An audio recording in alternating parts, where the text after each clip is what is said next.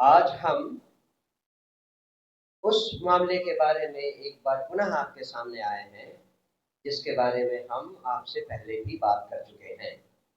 आप सबको मालूम है कि 26 मई को मुजफ्फरपुर जिले के कुर्दनी ब्लॉक में एक 9 साल की बच्ची का भरी दोपहरी में बलात्कार हुआ। किसी तरह से वो बच्ची SKMCH मुजफ्फरपुर में पहुंचाई गई, जहां 5 दिन तक उसका इलाज इस तरह से हुआ कि वो बच्ची बच जाती, लेकिन कुछ इम्पोर्टेंट सर्जरी और उपकरणों की कमी से उसको PMCH में रेफर किया गया। ये रेफरल किस स्तर का था पता नहीं। रेफरल के बाद वो बच्ची PMCH आकर 8 घंटे तक बाहर एम्बुलेंस में पड़ी रही। उसका गला कटा हुआ है तो उसे पानी भी नहीं दिया जा सकता।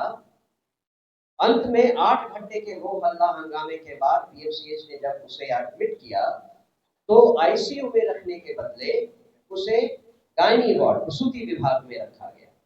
पता नहीं किस डॉक्टर की समझदारी से और किस अस्पताल की समझदारी से ऐसा निर्णय लिया गया। फलस्वरूप एडमिट होने के 10 घंटे के भीतर उस लड़की का देहांत हो जाता है। हमने इस पूरी घटना की आपको पहले भी जानकारी दी है।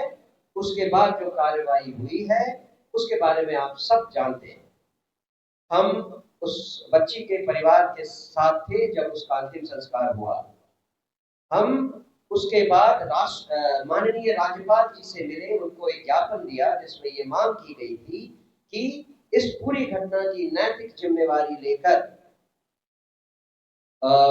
स्वास्थ्य मंत्री श्री मंगल पांडे अविलंब इस्तीफा दें। हमने ये भी मांग की थी कि जो कुछ भी हुआ जिसमें बिहार की जो स्वास्थ्य विभाग की घटना है उसमें स्वास्थ्य विभाग जिस तरह से इन्वॉल्व है उसकी एक स्वतंत्र न्यायिक जांच की जाए और दोषियों को कड़ी से कड़ी सजा दी जाए। हमने ये भी मांग की थी कि पीड़िता के परिवार को 1 करोड़ रुपए का मुआवजा और एक सदस्य को सरकारी नौकरी दी जाए। हमने ये भी मांग की थी कि जो दोषी है उसे कड़ी से कड़ी सजा जल्दी से जल्दी दी जाए, जिसे समाज में एक न्याय प्रक्रिया के प्रति आस्था उत्पन्न हो। आप ये भी जानते हैं कि इन सब मांगों पर जब सरकार के कानों में जू नहीं रहेगी तो हमने एक कैंडल मार्च भी किया। कैंडल मार्च गांधी मैदान के कारगिल चौक पर हुआ था। उसके बाद कुछ दिनों के बाद हमने इन्हीं मांगों को दोहराते हुए गर्दनी बाग में एक धरना प्रदर्शन भी एक दिन का किया था। लेकिन ये दुर्भाग्य की बात है और ये कहते हुए हमें अफसोस हो रहा है कि बिहार सरकार की सारी संवेदनशीलता शून्य हो गई है। अभी तक कोई कार्यवाही जो होनी चाहिए थी वो नहीं हुई है। जो भी कार्रवाई की गई है वो लीपापोती का काम किया गया है। कुछ दिनों पहले एक कैबिनेट मीटिंग में अनाउंस हुआ कि एक न्यायिक समिति, एक जांच समिति बिठाई गई है। उस मीटिंग के आज लगभग 7-8 दिन हो गए हैं। आज तक पता नहीं कि उस समिति में कौन है, समिति की कार्रवाई शुरू हुई या नहीं हुई, उस समिति के मानदंड क्या रखे गए हैं, कितने दिनों तक उस कमेटी को रिपोर्ट दे देना है, कुछ भी पता नहीं है।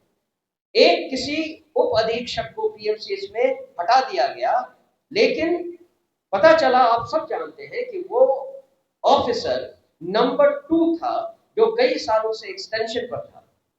उसे हटाकर सरकार अपनी पीठ ठोक रही है, लेकिन जिस अधीक्षक के अध्यक्षता में के अंदर ये सारी घटना PMCH में हुई, उस अधीक्षक को ये कहकर माफ किया जा रहा है कि वो उस दिन अवकाश पर था। बाद में घटना के बाद उसे बैक डेट पर एक एप्लीकेशन ले लिया गया है कि उस दिन मैं अवकाश पर था। इतना सब होते हुए भी सरकार हमारी मांग पर ध्यान नहीं दे रही है। आप सब जानते हैं कि पिछले दिनों जब 26 मई को ये घटना हुई तो उस बच्ची को पीएमसीएच तब तक नहीं आने दिया गया जब तक प्रधानमंत्री जो 29 या 30 मई को आने वाले थे वो आकर चले नहीं गए। ये पूरी घटना केंद्रीय सरकार से प्रधानमंत्री की नजर से छुपाने के लिए डिले की गई थी। आज फिर से हम जानते हैं कि 20 जून को प्रधानमंत्री वापस आने वाले हैं। जन स्वराज पार्टी ये मांग करती है कि 20 तारीख तक प्रधानमंत्री के कानों में आवाज जाने तक और उसके इमीडिएट बाद उन्हीं की पार्टी से जो स्वास्थ्य मंत्री आते हैं मंगल पांडे जी, उन्हें तत्काल प्रभाव से पदमुक्त किया जाए। उन पर एक ऐसी इंडिपेंडेंट न्यायिक जांच चलाई जाए जिससे उनके सारे कुकृत्यों का पर्दाफाश हो। आप सब यहाँ कोविड के जमाने में भी थे। आप जानते हैं कोविड के जमाने में स्वास्थ्य विभाग में जितनी तरह की धांधलियां हुई थी उसके पीछे भी मंगल पांडे जी का ही हाथ था।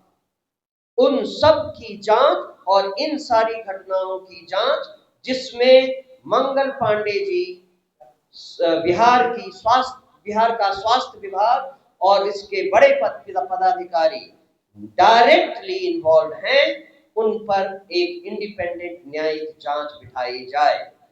आप जानते हैं पीएमसीएच में जो अधीक्षक हैं उन पर लगभग 982 करोड़ रुपए के धांधली का आरोप लगा हुआ है।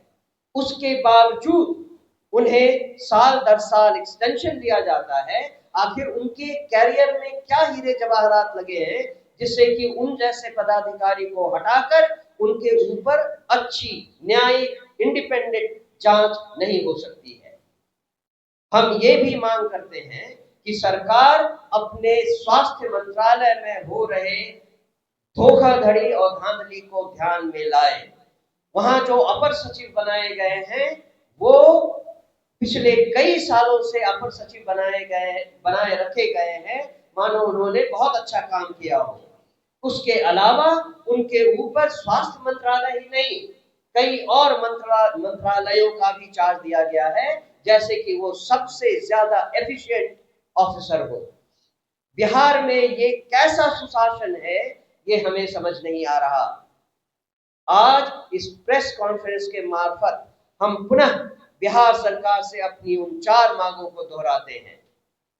सबसे पहले स्वास्थ्य मंत्री को अविलंब पदमुक्त किया जाए और इसका संज्ञान प्रधानमंत्री मोदी अपने बिहार यात्रा में लें और इसके बारे में जनता को घोषणा करें। नंबर 2, जो भी घटना हुई 26 मई से 1 जून तक जिसमें उस नाबालिग बच्ची की हत्या हुई, बेसिकली उसकी इंडिपेंडेंट न्यायिक जांच करवाई जाए और दोषियों को कड़ी से कड़ी सजा दी जाए।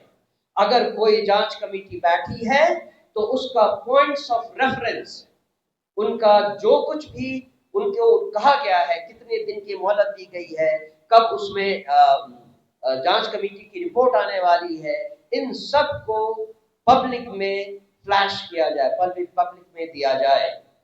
तीसरा, सरकार पीड़िता के परिवार को 1 करोड़ रुपए का मुआवजा दे, जिसके लिए कई तरह के हेड्स अवेलेबल हैं सरकार के पास। अगर सरकार इतनी निकम्मी है कि उनको इतना भी पता नहीं तो जन स्वराज पार्टी उनको बता सकती है, और बताया भी है हमने उस दिन धरना प्रदर्शन के दिन।